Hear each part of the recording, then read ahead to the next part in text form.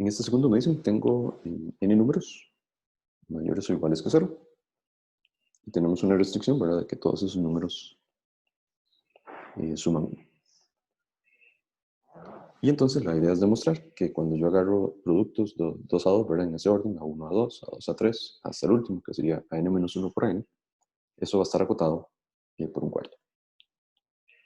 Entonces aquí, bueno, tenemos una condición de que los números suman 1, pues uno podría intentar buscar maximizar esta función, viéndola como una función definida sobre números reales positivos, ¿verdad?, con una restricción que suman 1 y demás. El detalle es que cuando uno empieza, tal vez voy a hacer aquí el caso, por ejemplo, cuando n vale 2, ¿verdad? Cuando n vale 2, básicamente lo único que tengo son dos números a1 a 2, que tienen que ser menor o igual que un cuarto, y tengo la restricción de que su suma es 1. O sea, equivale a pensar en la función a1 por a2, que sería 1 menos a1, menor o igual que un cuarto. Lo cual es claramente cierto, ¿verdad?, porque esto que tengo aquí, pensado que AI es un número que debe estar entre 0 y 1, a1, perdón, ¿verdad?, porque son números mayores o iguales que 0, y como suman 1, pues tienen que también ser menores o iguales que 1. Pues en función de a1, eso es una parábola cóncava hacia abajo, que interseca el eje x en 0 y 1, y su máximo está en un medio, ¿verdad?, que corresponde a un cuarto. Entonces es fácil ver que esta función efectivamente tiene un máximo, y su máximo es un cuarto. Cuando uno continúa, digamos, si uno piensa de nuevo, en varias variables y empieza a calcular puntos críticos de esta función, se da cuenta que para algunos valores de n realmente no hay puntos críticos en el interior del dominio, lo cual implica, ¿verdad?, que necesariamente ese máximo no va a estar en el interior del dominio en el que estamos. Y de hecho, hay una observación aquí, ¿verdad?, que uno siempre se hace, que es básicamente, bueno, ¿será posible obtener la igualdad?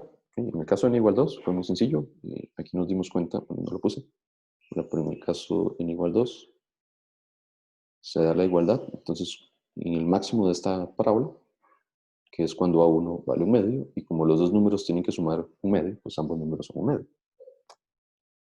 Y entonces eso me lleva a observar, note que si yo pongo los dos primeros números como un medio y el resto de números como 0, uno obtiene la igualdad. Es claro que estos números satisfacen porque la suma de estos números es 1, y son números mayores o iguales que 0. Y cuando calculo este producto, ¿verdad?, el primer término da un cuarto, el resto dan 0. Entonces me queda que un cuarto es menor o igual que un cuarto. Entonces, pareciera que bajo esta escogencia particular tengo la igualdad, ¿ok? Y entonces uno dice, bueno, sí, en particular, esto, ¿verdad?, no es un punto crítico de mi función en n variables. Entonces, de alguna forma, pues tengo que ver cómo trabajamos con esto. Ahora, la respuesta está pues casi que implícita en esto que escribí aquí, ¿ok? ¿Por qué razón? Porque, bueno, cuando yo pienso en generar este producto, ¿verdad?, una idea natural es tratar de pensar esto como una factorización de ciertos números, ¿verdad?, ciertos sumandos por ciertos sumandos, ¿sí? Entonces, voy a ponerlo aquí como idea, y ahorita tal vez lo escribo mejor. Si yo quiero calcular esos dobles productos, bueno, hay posibilidades, digamos, de buscar funciones parecidas. Pero aquí yo podría pensar en decir, bueno, ¿qué pasa si yo por un lado agarro todos los términos con coeficientes impares, y hasta el último, no sé, digamos que es un 2k menos 1. Y luego, ¿qué pasa si yo agarro todos los términos de mi sucesión con índices pares? ¿Ok? Aquí por un momento, digamos que n es par, entonces para estar seguros que puse todos. Entonces, cuando yo pienso en ese producto, pues bueno, cuando multiplico a1 por a2, voy a obtener este primer término. Cuando yo desarrolle a2 por a3, voy a tener el segundo término, luego voy a tener A3 por A4, luego A4 por A5, y así sucesivamente. Entonces, la suma, llamémosla S, que tenemos a la izquierda, va a estar incluida, digamos, cuando yo aquí desarrolle y multiplique todo por todo, voy a tener todos los números de esa suma. ¿Okay?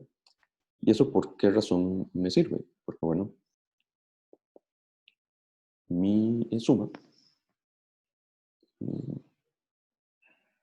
que es A1 por A2 hasta AN-1 por AN, va a ser menor o igual que este producto que puse aquí.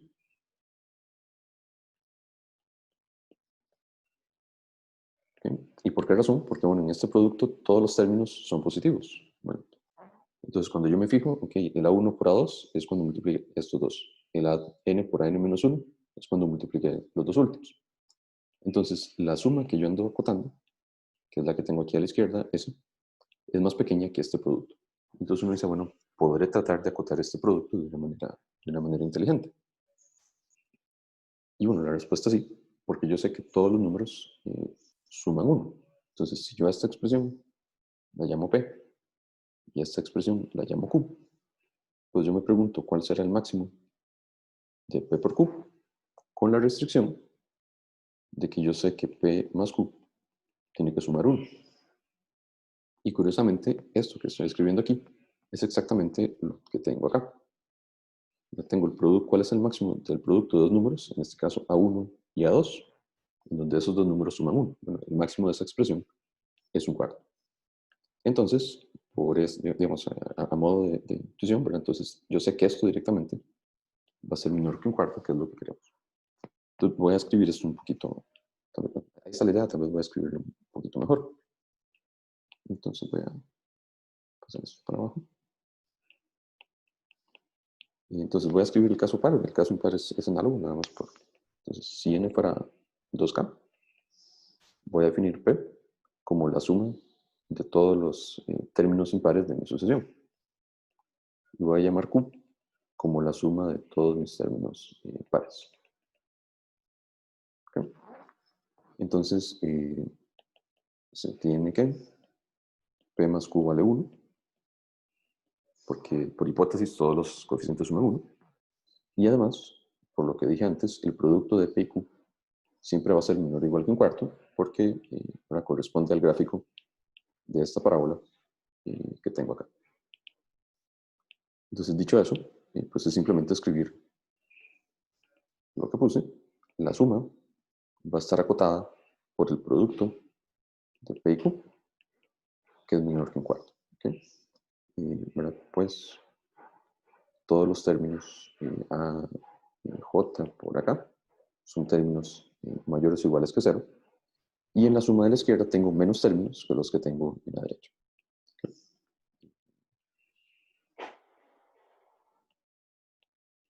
Y bueno, eso sería el caso en el que es par. Y el caso que es impar es exactamente la misma idea. Si n fuera 2k más 1, pues lo único que tengo que hacer es que entonces ahora cuando yo defino P y Q, pues como tengo un término más impar, pues simplemente voy a ponerlo acá, que corresponde a la suma de los P. Y listo. Entonces eso implicaría que siempre vamos a obtener esta desigualdad.